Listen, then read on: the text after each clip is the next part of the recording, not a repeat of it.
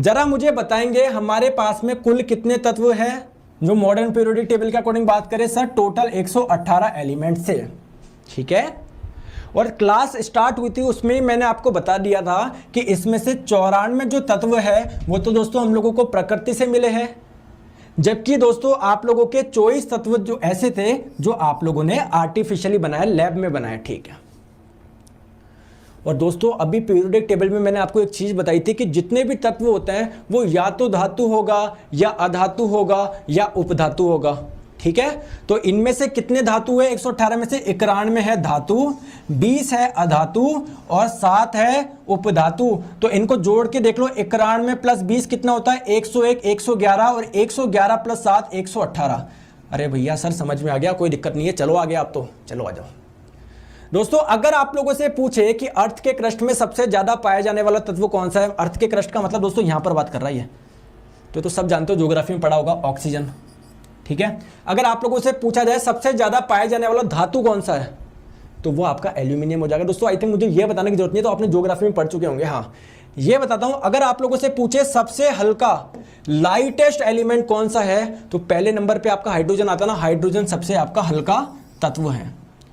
Hydrogen दोस्तों क्या है? धातु है अधातु है? जरा मुझे बताना, हाइड्रोजन धातु है या अधातु है? सर अधातु है ना। तो अगर आप लोगों से एग्जाम में पूछा जाए कि सबसे हल्का तत्व बताओ या सबसे हल्का अधातु बताओ, तो आप लोगों का आंसर क्या एक ही होगा? क्या बिल्कुल एक ही होगा? क्या होगा? हाइड्रोजन होगा, ठीक है।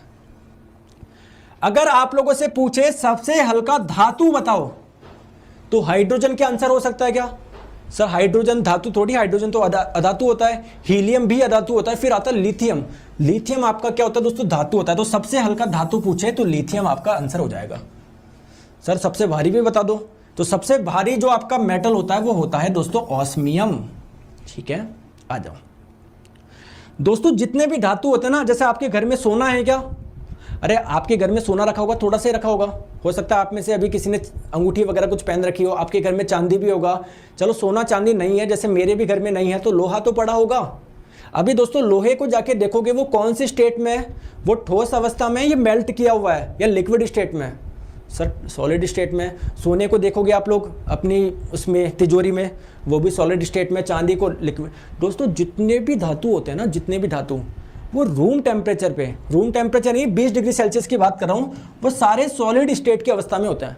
हाँ यार अगर गर्म करोगे तो हर कोई मेल्ट हो जाएगा, लेकिन इस टेम्परेचर पे सारे के सारे सॉलिड स्टेट में होता है।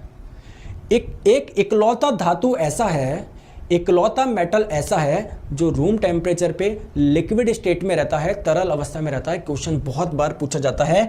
तो द्रव धातु तत्व, लिक्विड मेटल, आपको बताना है कि ऐसा कौन सा मेटल है, ऐसा कौन सा धातु है जो लिक्विड स्टेट में रहता है।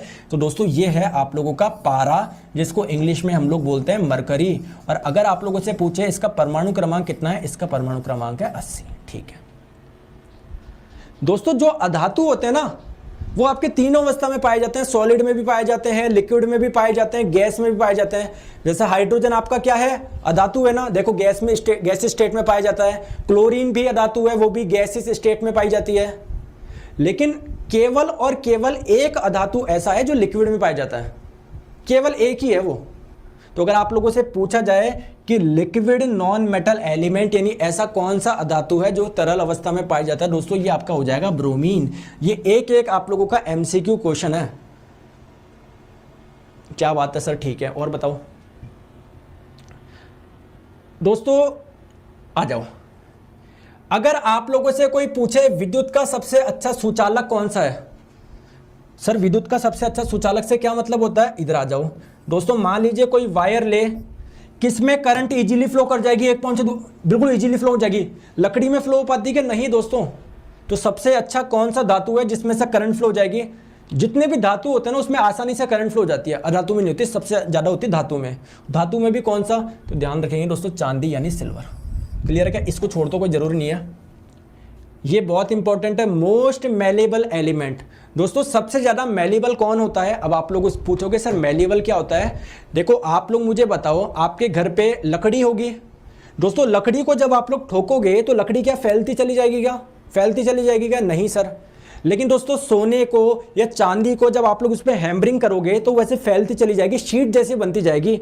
तो दोस्तों ऐसा एलिमेंट जिसको ठोकने पर वो शीट में कन्वर्ट हो जाए, इस प्रॉपर्टी को हम लोग बोलते हैं मैलिबिलिटी। क्या बोलते हैं? मैलिबिलिटी। तो अगर आप लोगों से पूछे सबसे ज्यादा मैलिबल कौन सा होता है, दोस्तों सोना होता है।